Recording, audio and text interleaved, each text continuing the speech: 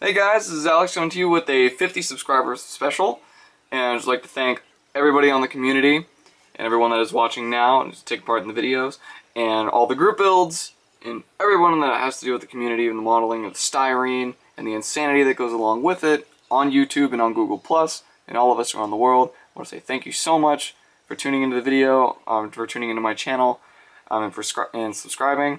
I'd really never expected this. I originally just made a YouTube account just to be able to comment on some of your works and how they've inspired me to build this and that and how it pretty much got me into the profession now. So, just wanted to say thank you to everybody that has helped me and has given me advice over the time of being on YouTube so far. I'm still relatively new to making videos and really still getting into the hang of everything, so I just want to say thank you. And I've shown it once previously in Cohen's answer video when he asked what will we do with our models afterwards, after we're gone. So it made an appearance once, and I just wanted to go ahead and do more in-depth, but as the prized possession that I'd like to go ahead and share with you all, a little more of a background, a little story about it. The Luger. Let's see if right here. This particular Luger was produced in Erfurt, Germany in 1916. It has not seen combat. I do know that for a fact. It has not seen combat, and they're about,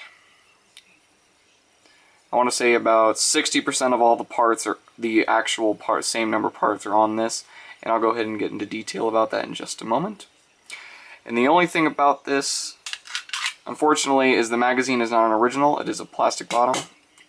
It's not an original magazine, but you can pick them up at gun shows for relatively cheap. I do know if the lovely price tag on this weapon, the 1916 Erfurt, with all matching parts in the same magazine, runs to a rough, just wallet obliterating $2,500. So, thankfully I did not have to spend that. I got this from my grandfather. He wanted some money to go ahead. He's a ex-Microsoft employee, and he wanted to get some money to soup up his computer a bit more.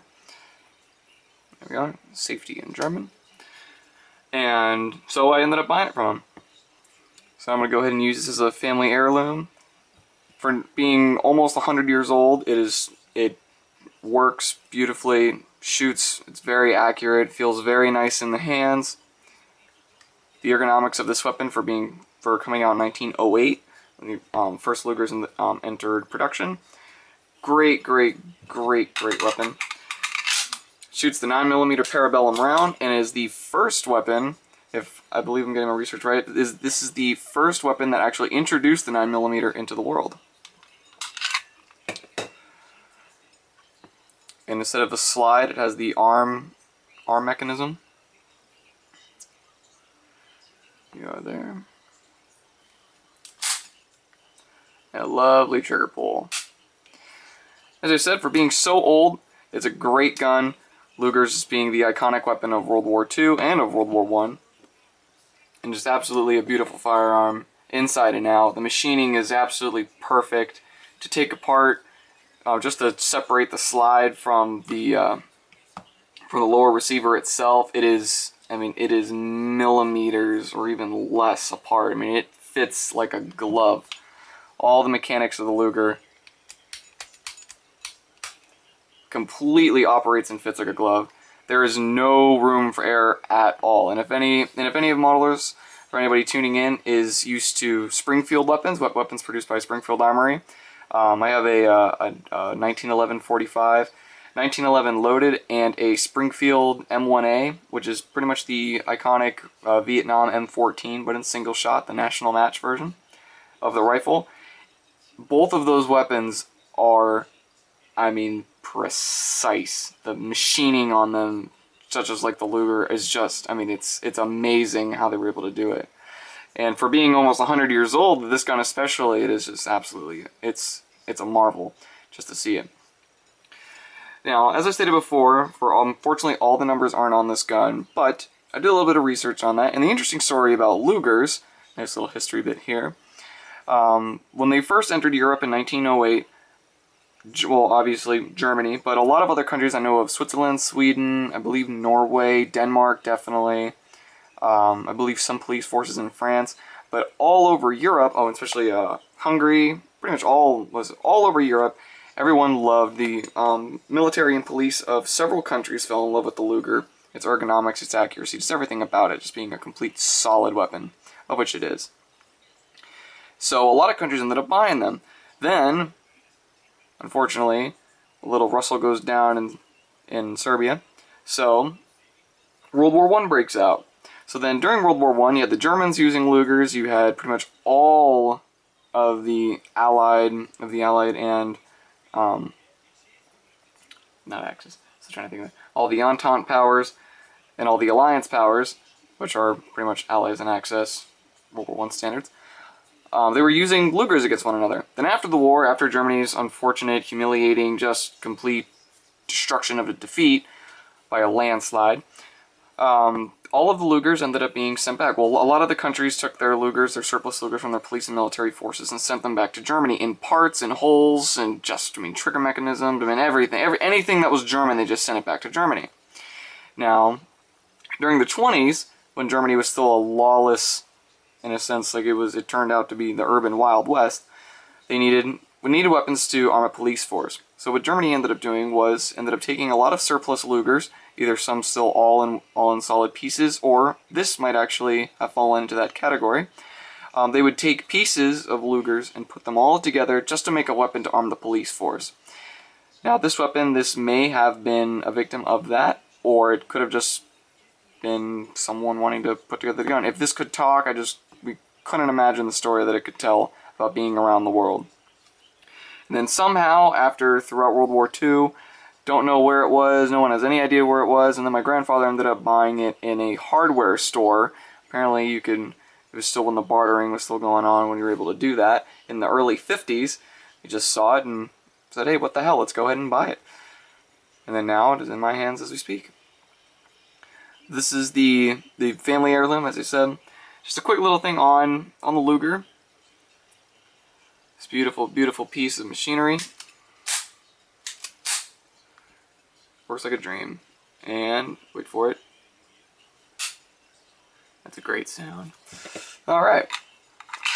Well, that's all we got for our 9mm German beauty.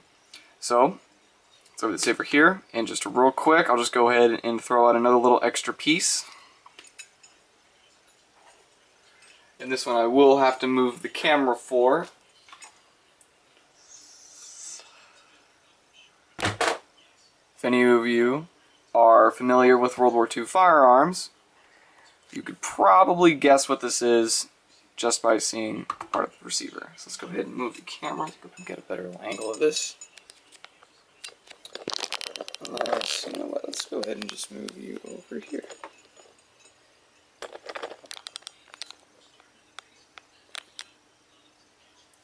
There we go. Alright guys, this is one of 4 of the Mosin Nagants in the collection. This is a 9130 built in 1938. It is a Ishivek Mosin Nagant.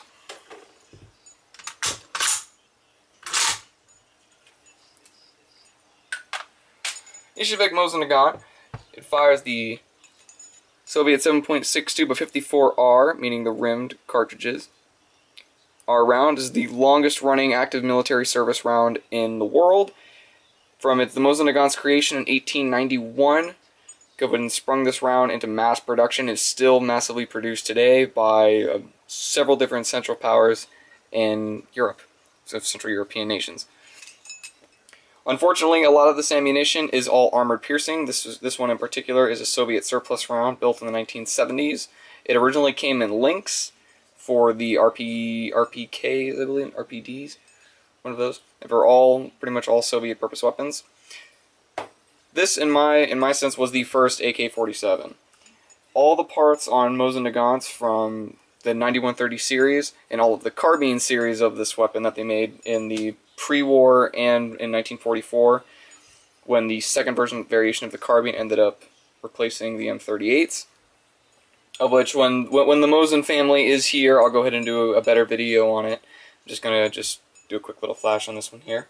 For this is the one that I ended up buying from a friend of mine.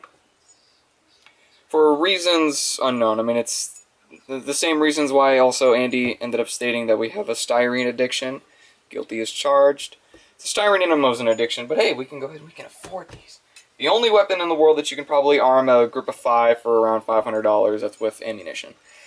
So, for your bang, for your buck, this gun here will leave the sweetest bruise on your shoulder ever. Let's go ahead and get a quick more of the basics. There we are. I have to retouch on the filling job I did. I did this a long time ago. It's not as good. Yeah. Unfortunately, this Mosin gun isn't in the best of condition, but that's fine by me. I mainly buy them for the historical purpose of it. And there we are. Alright guys, that's how we got it here.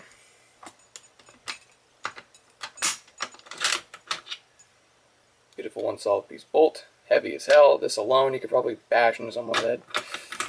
Let alone the bayonet you would put on this thing.